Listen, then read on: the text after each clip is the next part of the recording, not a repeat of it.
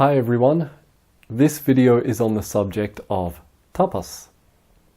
Now I mentioned tapas in a previous video, which was the introduction to Ashtanga Yoga from the Yoga Sutras of Patanjali. And so this video is really just one entire video on the subject of tapas, going a bit deeper into the ideas of what tapas is. So now tapas in the Yoga Sutras is mentioned a couple of times, once in Ashtanga Yoga as one of the niyamas, one of the observances or ways of practice towards samadhi, towards the deepest state of meditation. And it's also mentioned in the first system of practice given in second chapter of Yoga Sutras, which is Kriya Yoga. It's one of the three practices of Kriya Yoga. So tapas has a special significance in the Yoga Sutras, and in the previous video I gave a elementary translation to the word tapas, the Sanskrit word, which is can be translated into English as heat. So like the heat of a fire, something with the quality of fire. And so that translation can give you a sense of the significance of tapas, which means on one level an effort made in practice which has the quality of heat, the quality of fire, an effort which is kind of heating one. And now tapas, you can divide tapas, the classical forms of tapas, into three main categories: tapas of the body, tapas of the breath and speech, and tapas of the mind. And in this video I would like to talk about two levels of significance of tapas. So the first level of significance is really tapas as practiced as a kind of effort to gain a level of mastery over one's personality at these three levels: body, breath and speech, and mind. And so with that approach to tapas, there are many ways of practicing tapas at these different levels. So tapas of the body, one of the classical traditional ways of practicing tapas of the body is the physical yoga practice. So that process of coming in touch with the tensions and blockages in the physical body, going through those, releasing those, strengthening where the body is weak, awakening where the body is unconscious, and ultimately, in all of the yoga asanas, classical yoga asanas, coming to the experience of stillness. Any practice of any of the classical yoga asanas should eventually lead the practitioner to the experience of stillness. And so then stillness is another kind of physical practice of tapas. In fact, in the oral tradition, in practice of Hatha Yoga, one of the practices that's given is simply the attempt to remain absolutely still in one of the classical yoga asanas for 3.5 hours. And it's stated that if the practitioner remains absolutely still, and absolutely still means not the fluttering of a single eyelid, not the twitching of a single fingertip, absolutely still for 3.5 hours, then the mind of the practitioner will enter into the deepest state of meditation, samadhi. So quite an ambitious goal, but that is a physical way of practicing tapas towards achieving the deepest state of meditation. So another physical kind of tapas is the practice of fasting.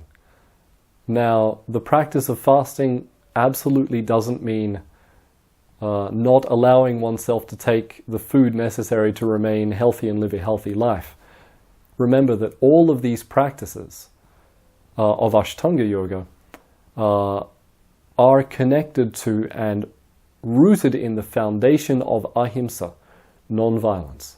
So there is no practice of tapas that can be a violent practice, violent to oneself or, for that matter, to anyone else, for it to be a legitimate, a real practice of tapas. So all practices of tapas need to be rooted in non-violence, ahimsa. So then fasting really means eating in moderation, eating for the health of the body and the clarity of the mind.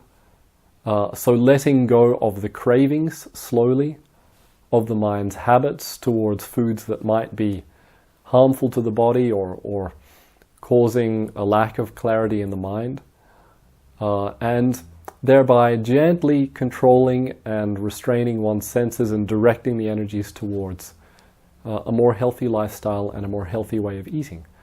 So that's also tapas of the body.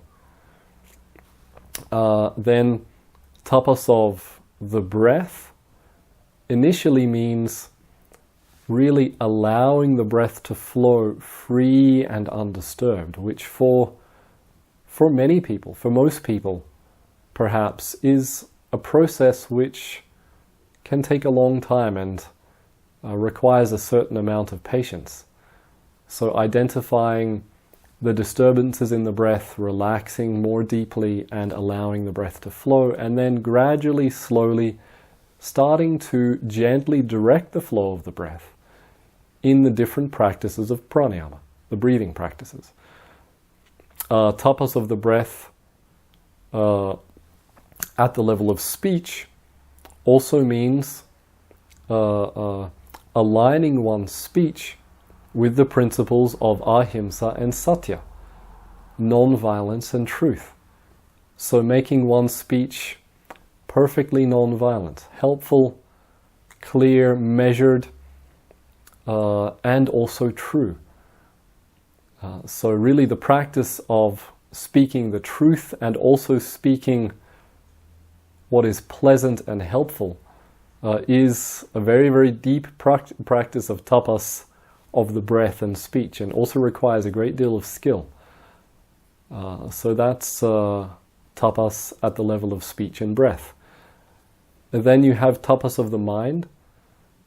Some of the classical traditional forms of tapas of the mind are, first of all, japa, mantra japa, that is mental repetition of a specific mantra. And in the practice of that mental repetition of the mantra, the mind becoming more and more absorbed in that sound of the mantra, to the exclusion of all other sounds, to the exclusion of all other thoughts and cognitions. So that's one kind of tapas of the mind. Another kind of tapas of the mind is applying the mind's awareness to study the scriptures, which means either the stories of the lives of great practitioners and saintly figures, but also to the accounts of practitioners of their experiences and pathways of practice, which can help to guide the practitioner and also inspire the practitioner in their path of meditation. So that's another kind of tapas of the mind. Tapas of the mind also means simply being aware of one's breath, or simply being aware of the vibration of one's mantra, or simply being aware of one's body as one moves. So the application of mindful awareness also at all levels comes under the category of tapas of the mind, directing the mind's awareness. So in these levels and with this approach to tapas, tapas means really the attempt to gain a certain level of mastery over one's personality, over one's faculties, body, breath and mind, through applying a kind of effort to gently restrain and then direct one's energies. Right, so this is a very helpful idea and approach to tapas, but there's another kind of approach to tapas which this first approach of tapas as an effort and tapas as a kind of gentle restraint will eventually mature into. So as one practices tapas more and more and that practice deepens, the idea of tapas and the approach of tapas doesn't change but matures to another level. And what that then becomes is the idea of tapas as enjoyment. And that might sound strange, but tapas as enjoyment and the intensification of enjoyment through two very important principles of enjoyment. And those two principles are restraint and concentration. And actually the keys to enjoyment and to intensify one's capacity for enjoyment of anything, of any object, of any sense experience, of any mental cognition are those two things, restraint and concentration. So let's just talk about those two briefly. First of all, restraint. You can understand this very simply from the perspective of any experience. If it's indulged in too much, it no longer becomes enjoyable. Imagine you love chocolate ice cream. You eat 4 liters of chocolate ice cream. Somebody offers you another chocolate ice cream, you don't want it. You want to run away from it, right? So the enjoyment of that experience of chocolate ice cream or whatever it is requires restraint, is actually dependent on restraint. To enjoy something, a certain level of restraint is needed. And the deeper the restraint can be practiced, the greater the joy.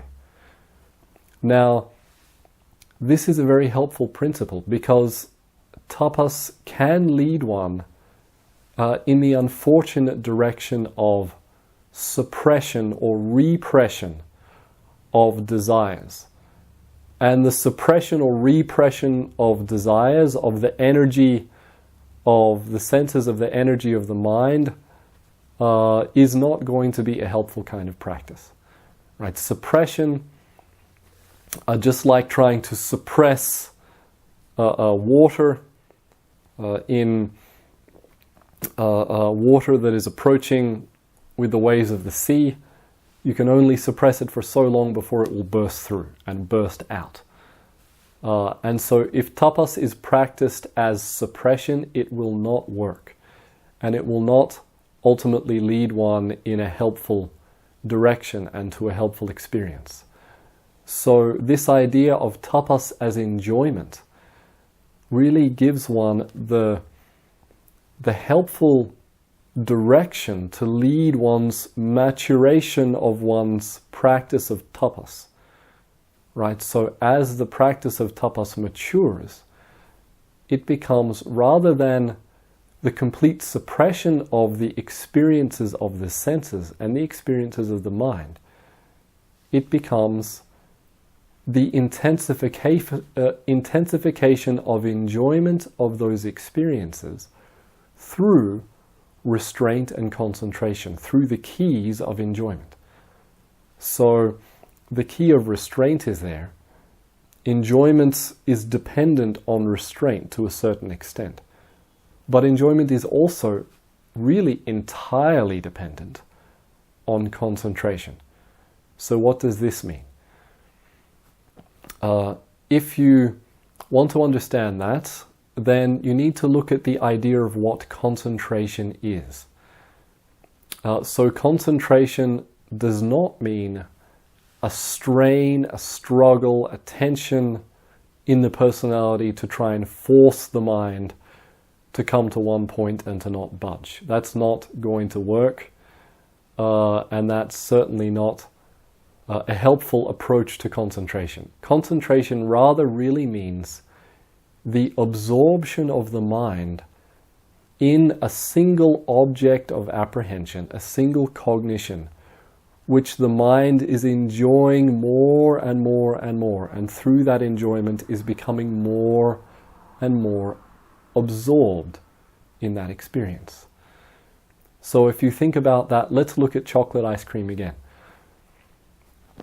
So if you enjoy chocolate ice cream, then taking a single teaspoon, tasting that teaspoon and focusing the entire mind's awareness on the experience of that taste, going into that taste and becoming completely absorbed, losing oneself in the experience of that taste, will result in the absolute maximum, absolute intensification of enjoyment of that experience. And of course, what we're looking for in the object of the sense is really that enjoyment. We're not looking for a great quantity of the object. We're looking for a great intensity of the enjoyment.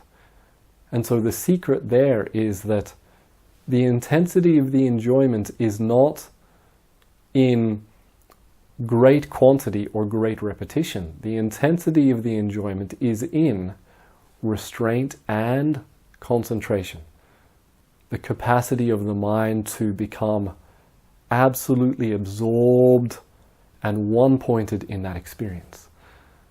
So from that perspective and from that approach, tapas really means the refinement of enjoyment and the intensification of enjoyment of all the objects of the senses and the mind.